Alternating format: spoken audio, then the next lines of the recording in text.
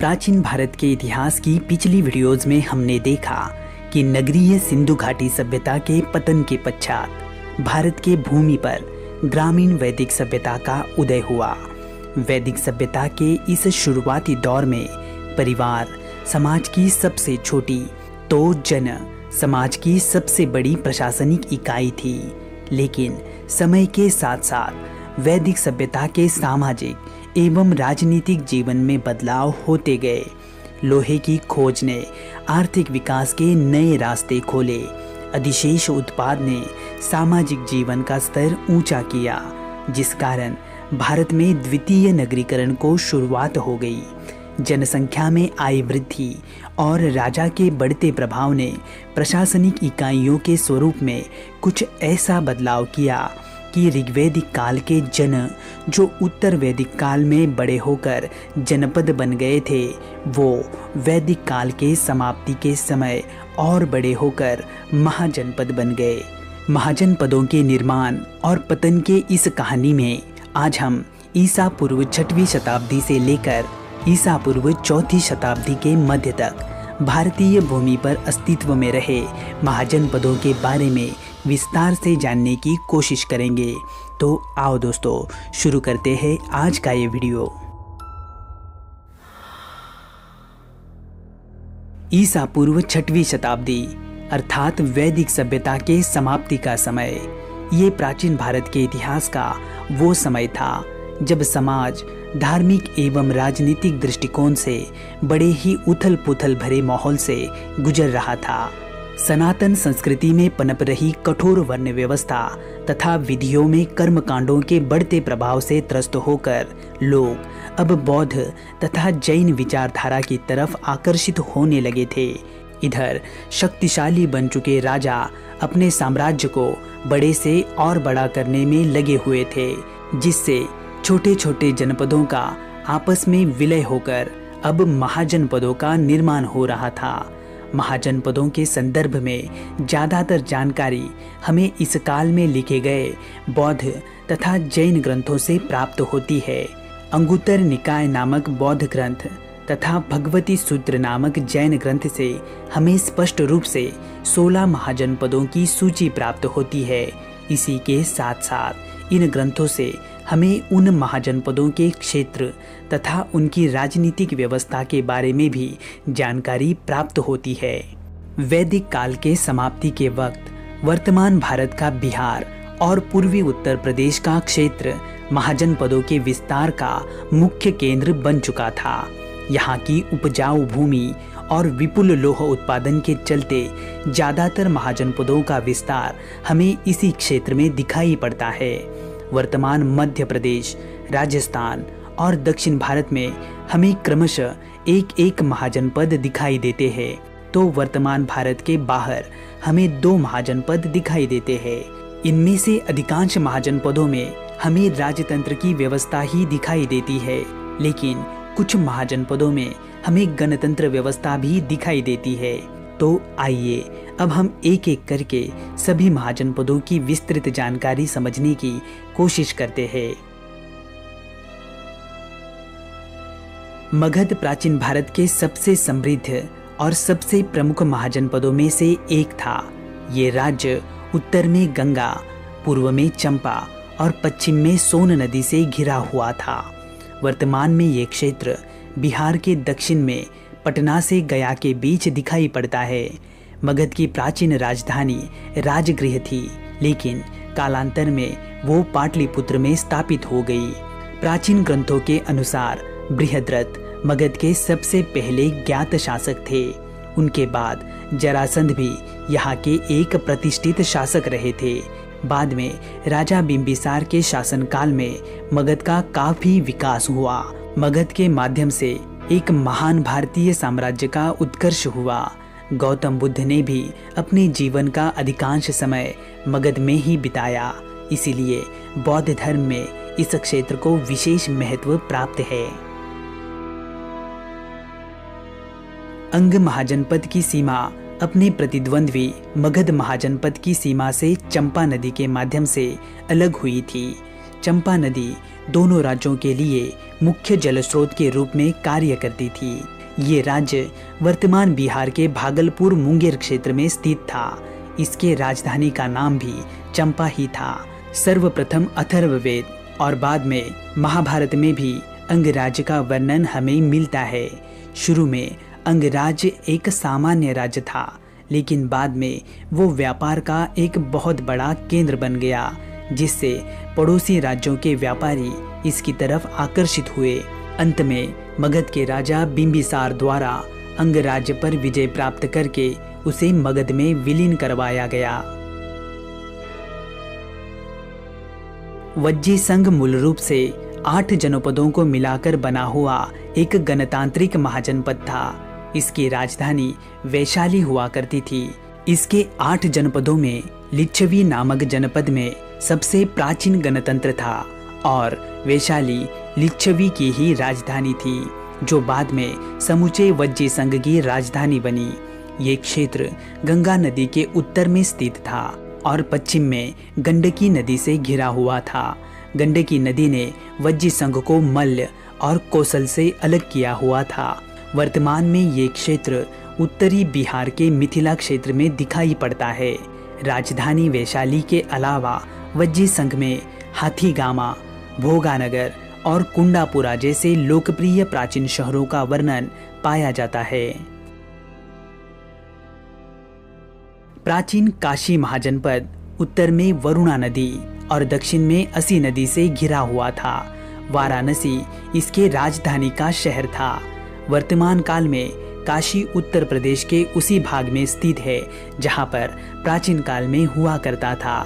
गौतम बुद्ध के समय से पहले काशी एक शक्तिशाली महाजनपद हुआ करता था, जिसका कौशल, मगध और अंग महाजनपदों के साथ लगातार संघर्ष जारी रहता था। इसकी पुष्टि हमें 5वीं शताब्दी में भारत आने वाले चीनी यात्री फाहियान के यात्रा विवरण से प्राप्त होती है। कौशल महाजनपद मगध महाजनपद के करीब ही स्थित था। इसकी सीमाएं दक्षिण में गंगा नदी, पूर्व में गंडक नदी और उत्तर में हिमालय पर्वत से बंधी हुई थी। कौशल उत्तर और दक्षिण इन 2 भागों में बटा होने के कारण दक्षिण की राजधानी श्रावस्ती और उत्तर की राजधानी साकेत का हुआ करती थी, लेकिन मुख्य रूप से श्रावस्ती ही कौशल की राजधानी थी। वर्तमान में ये क्षेत्र उत्तर प्रदेश के फैजाबाद अयोध्या क्षेत्र में दिखाई पड़ता है। बुद्ध और महावीर के समय कौशल राज्य पर राजा प्रसेनजीत का शासन था। कौशल एक शक्तिशाली महाजनपद था, लेकिन अंततः उसका भी मगध में ही विलय हो गया। वर्तमान में उत्तर प्रदेश का देवरिया क्षेत्र प्राचीन काल में मल्ल महाजनपद का क्षेत्र हुआ करता था। इसकी राजधानी कुशीनगर थी। कुशीनगर वही स्थान था जहां पर गौतम बुद्ध को महापरिनिर्वाण की प्राप्ति हुई थी। वज्जी संघ की तरह ही मल्ल भी एक लोकतांत्रिक राज्य था। यहाँ के कुशीनारा और पावा इन प्राचीन शहरों को आज भी जैन और बौद्धों द्वारा अत्यंत महत्वपूर्ण माना जाता है। भगवान महावीर ने अपना अंतिम भोजन कुशीनारा में, तो भगवान गौतम बुद्ध ने अपना अंतिम भोजन पावा में किया था। वत्स या वामा वर्तमान में उत्तर प्रदेश के इलाहाबाद या कहे प्रयाग के पास स्थित था। यह एक राजतंत्रीय महाजनपद था। इसकी राजधानी कौशाम्बी थी। कौशाम्बी को 7वीं शताब्दी ईसा पूर्व में राजा उदयन द्वारा बसाया गया था। हालांकि राजा उदयन ने शुरू में बुद्ध की शिक्षाओं का विरोध किया, लेकिन बाद में वे खुद बुद्ध के अनुयायी बने और बौद्ध धर्म को कौशाम्बी का राजधर्म भी बना दिया। वत्स की राजधानी कौशाम्बी ने कई धनी व्यापारियों को अपनी तरफ आकर्षित किया, जिससे कौशाम्बी दक्षिण और उत्तर पश्चिम से आने जाने वाले यात्रियों और सामानों का प्रमुख केंद्र बन गया।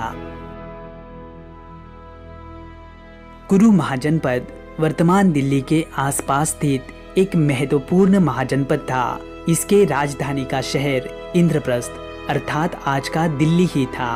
वास्तव में कुरु और कौरवों से जुड़ी घटनाओं का वर्णन हमें महाभारत में देखने को मिलता है। उसी तरह ईसा पूर्व 4वीं शताब्दी में रचित कौटिल्य के अर्थशास्त्र में भी हमें कुरु राज्य और वहां के राजवंश के बारे में जानकारी मिलती है। गंगा नदी और हिमालय की पर्वत श्रृंखलाओं के बीच पांचाल राज्य कुरु राज्य के पूर्व में स्थित था। इसकी राजधानी थी अहिछत्र, जो वर्तमान में बरेली क्षेत्र का हिस्सा है। प्राचीन काल में पांचाल 2 भागों में बटा हुआ था, जिन्हें दक्षिण पांचाल और उत्तर पांचाल के रूप में देखा जाता था। शुरू में पांचाल भी एक शक्तिशाली राज्य था, लेकिन बाद में मौर्य और गुप्त साम्राज्य द्वारा उसका अंत करवा दिया गया। सुरसेन या कहे शूरसेन महाजनपद यमुना नदी के पश्चिम में और मत्स्य राज्य के पूर्व में स्थित था। यहाँ की राजधानी मथुरा थी। गौतम बुद्ध के समय यहाँ के राजा सूरसेना ने बौद्ध धर्म के प्रचार और प्रसार में अपनी महत्वपूर्ण भूमिका निभाई थी, लेकिन बाद में सूरसेन के फलते फूलते साम्राज्य का भी मगध साम्राज्य में विलय हो गया। चेदी राज्य का वर्णन हमें महाभारत में भी देखने को मिलता है। यहाँ का शिशुपाल नामक राजा मगध और कुरु राजाओं का सहयोगी हुआ करता था। इसके राजधानी का शहर था सुक्तिमती। हालांकि सुक्तिमती के सही स्थान का पता अभी तक नहीं लग पाया है, लेकिन कुछ इतिहासकारों के मतानुसार उत्तर प्रदेश में वर्तमान बांदा के आसपास ही सुक्तिमती स्थापित हो सकती है।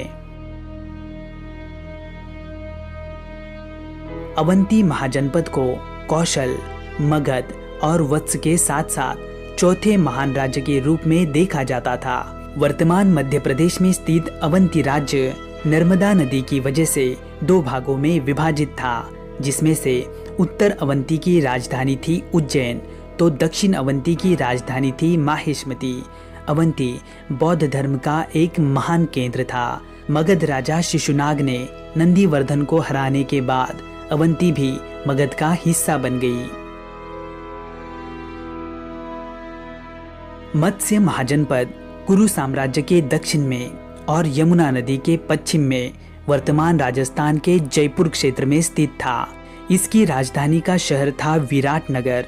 यद्यपि विभिन्न बौद्ध ग्रंथों में मत्स्य को एक महाजनपद के रूप में वर्णित किया गया है, लेकिन बुद्ध के समय तक इसकी राजनीतिक शक्ति बहुत ही कम हो चुकी थी। अस्मक महाजनपद एकमात्र ऐसा महाजनपद था जो दक्षिणी भारत में स्थित था। इसकी राजधानी के शहर का नाम था पोतन या पोटली, जो वर्तमान में आंध्र प्रदेश में दिखाई पड़ता है। प्राचीन बौद्ध ग्रंथ अंगुत्तर निकाय में हमें अस्मक महाजनपद का वर्णन देखने को मिलता है।